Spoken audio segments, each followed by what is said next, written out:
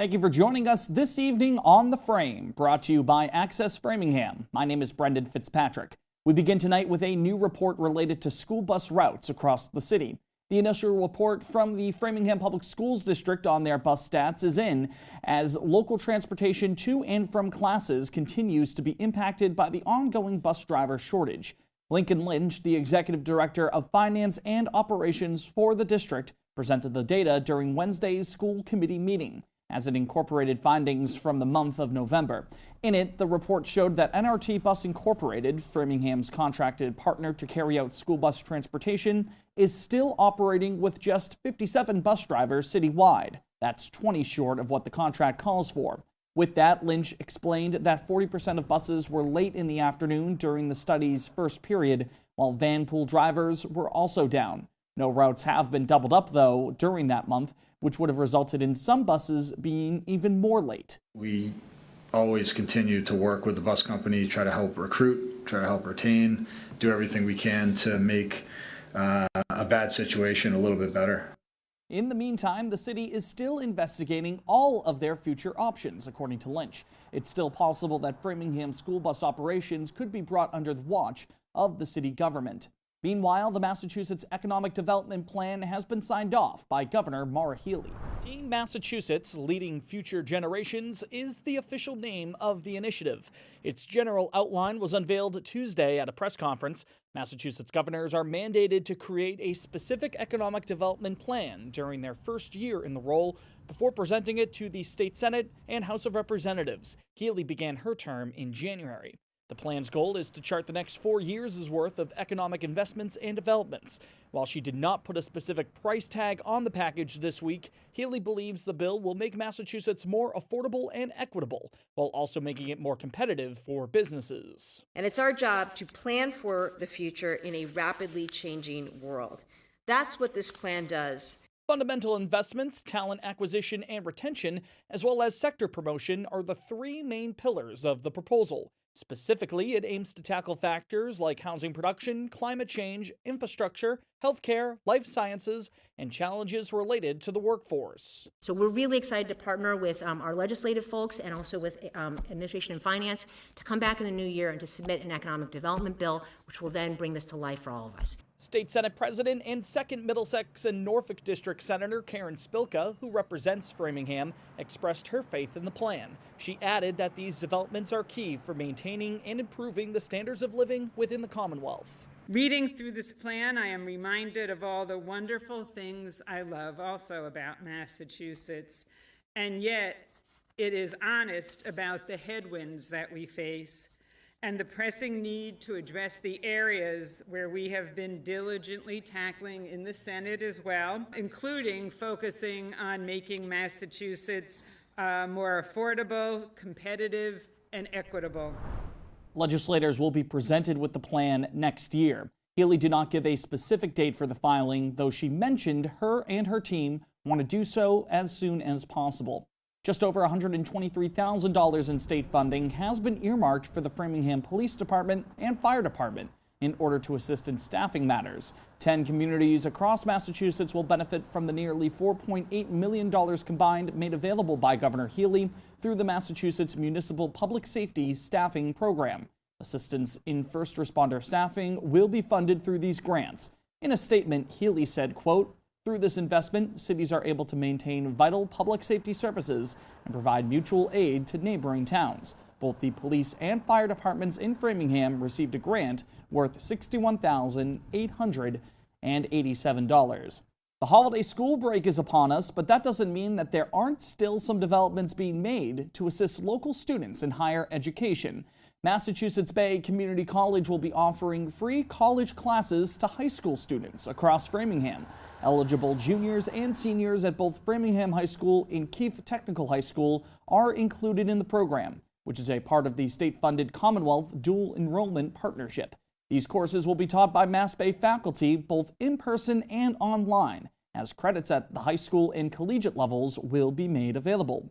Students will be able to take general education courses on nutrition, marketing, health careers, critical thinking, and communication. Mass Bay's spring semester registration window is now open, After the winter break, classes at the college will be back in session on January 22nd. Check out our website at www.theframe.news, where we have more details on the stories you'll see tonight. You can find the latest information and features we have to offer there, including our community's local Instagram feeds. From need-to-know announcements to events going on around the city, it's your place to keep up to date. You can also sign up for our newsletter on the website to stay in touch with The Frame.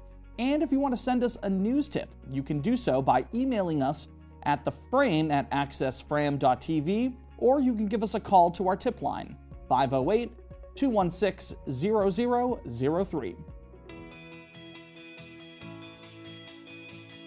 It's time now for our weekly focus. The holiday season has businesses throughout Framingham buzzing with shoppers on the hunt for their gifts and goodies. We took a trip downtown to catch up with Reyad Shah, the executive director of Downtown Framingham Incorporated, to see how local businesses are handling the holiday rush. DFI is a nonprofit organization that serves and supports residents and local businesses in the downtown area. Reyad tells us it's an exciting time for our local business owners. We got to see that firsthand with a look inside a Staples storefront that's been serving residents for over 3 decades. It's really big. It's if I can compare it to a sports analogy, it's like their Super Bowl of their season, right? This is the time that everyone's out. They're looking to maybe spend a little extra money or look for a great deal.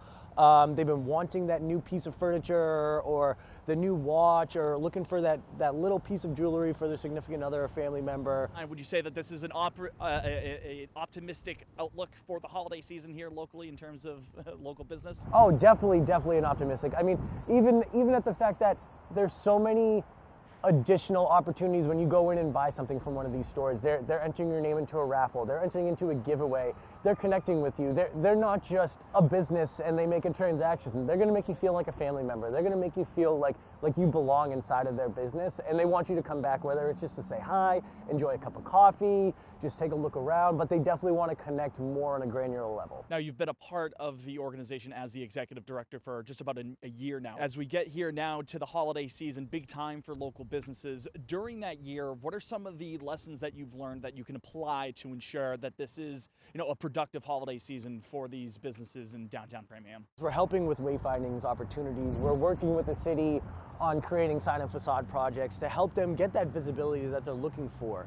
And additionally, is helping them create new opportunities if they're looking to expand their services or their business. They want to get into a larger brick and mortar location. We want to be able to help service that and provide that. Whether they stay in the downtown area, be great, but if they get large enough where they exceed the downtown area location, that's even better for us, because that leaves another opportunity for another business to come in, and that means they've actually got people to come down and find where they are and seek out their products or services. Were you here for the block party thing that they had a couple weeks ago? Yeah, I was here for the tree lighting. It was great. A bunch of the businesses, they did stay open here on the Union Ave side.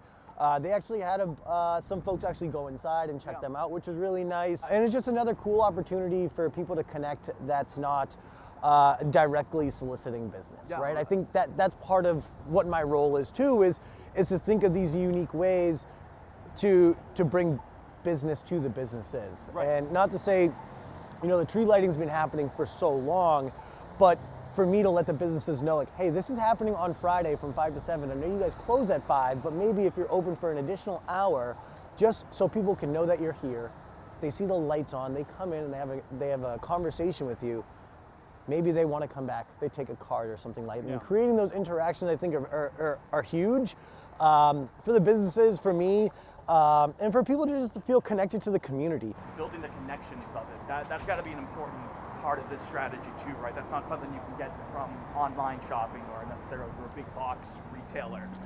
Correct, exactly. Like, the connections that I build, it's the same person I see every single day when I walk into these businesses. Yeah. It's going to be the same person that sold me the pillow, the same person I'm going to come in here in 3 months, and they're going to sell me the couch if I come into Urbana's Furniture and get something else. Good to see you. This is one of our close to our heart businesses down here. They've been here for 30 plus years, and they started off in just one of these small spaces in here, and over time working with Downtown Framingham Inc. that's supporting the city, helping them to expand out into now these 3 storefronts and going back the entire way. To now they have this beautiful, beautiful showroom that you can come in here, you can talk to folks, you can see stuff. I've been working in the Burns Furniture around 1.5 years. The main reason that we have the stores, it's about the customers. We have almost 100,000 products, okay? It means around 20 different factories, 20 different suppliers. With the holiday season here, this must be a big time for you and the team. Yeah, we excited because we love Christmas, and we have a real good deals for this December and the holiday season. Working with Downtown Framingham, what's that interaction been like between your team and the Downtown Framingham team? Actually, we have, for example, a synergy pretty good. Okay, the Reyad people, Reyad crew, and we have ambitious plans to 2024. But until now, until 2023, we're gonna be perfect. And you can visit Downtown Framingham Inc.'s website to learn more about their organization and to explore their business directory to better navigate where you can go to check off everything off of your holiday list this year. We're nearly halfway through December now, but there's still time to get out this weekend and grab all your essentials. And if you're doing any holiday shopping this weekend, you can always look for us on social media to stay in touch while you do so. You can find us on both Instagram and X, formerly known as Twitter, @FrameNews_. Follow us there for daily updates and tag us when you're out and about in the community. Subscribe to the Access Framingham YouTube channel as well and hit that bell icon to be notified when new episodes go up each week. Also, follow us on Facebook by simply searching for The Frame. Speaking of highlighting Framingham local businesses, this week we have a special segment to share with you. Students at Framingham State University took a visit to Pão Brasil Bakery, a favorite for many here in our community. FSU works closely with Access Framingham, your local media center, right here in the city. Their initiative to establish creative opportunities in broadcast television and video production to community members makes its connection to FSU students an important one. We're excited to be able to share with you the hard work those students have created.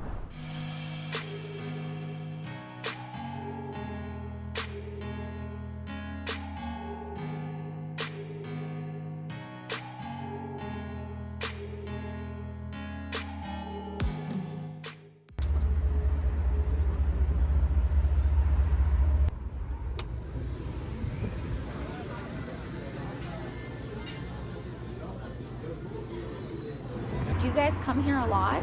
Yes. Yes. And what's your favorite food to get here? Pastel. Pastel. So when you come here, does it remind you guys of Brazil? Yeah, it does. Do you think it's important that these Brazilian bakeries are here in Framingham for the community? Oh, yes, for sure. Okay, awesome. And can I ask you guys one more question? Do you prefer beijinhos or brigadeiro? Okay.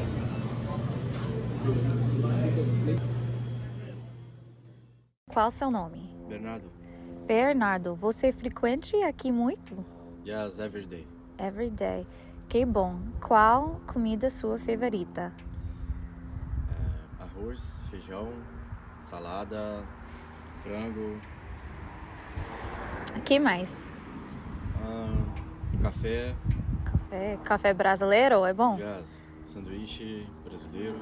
What sandwich? Que sandwich? Mussarela, presunto. Yes, everything. É bom, é bom. Você gostou aqui? Sim. É bom, Muito bom. é bom. E tá pergunta, por que a padarias brasileira é muito importante para a comunidade de brasileiro?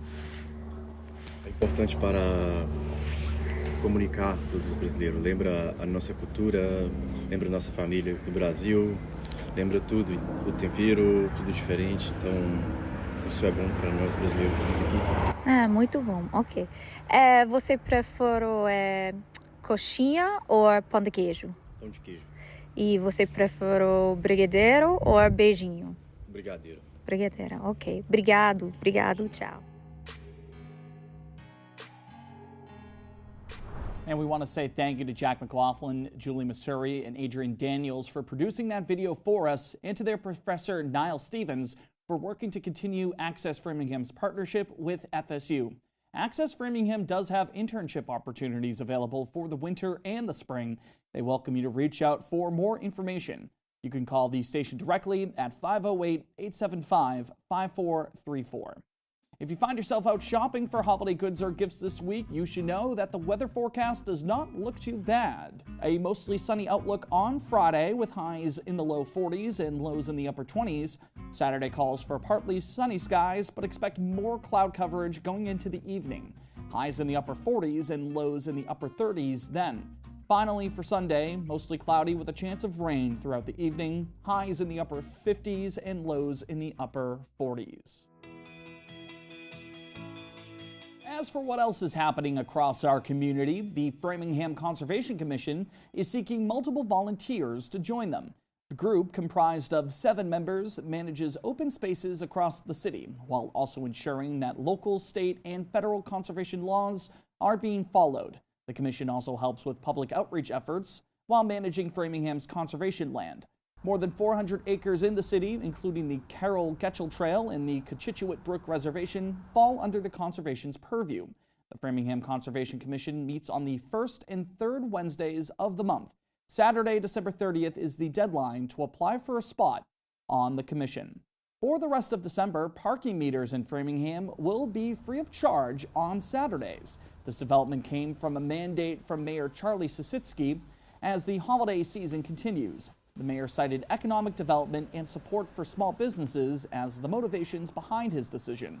In a statement, he said, quote, "The goal of free parking meters is to make it easier for the public to visit and shop at the numerous small businesses in downtown Framingham."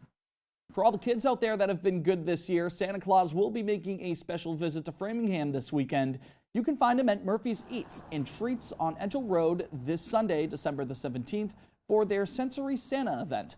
Sensory Santa provides a quiet setting for children and young adults who deal with sensory issues to visit with Santa and share what's on their wish lists. The event runs from 8 to 11 a.m.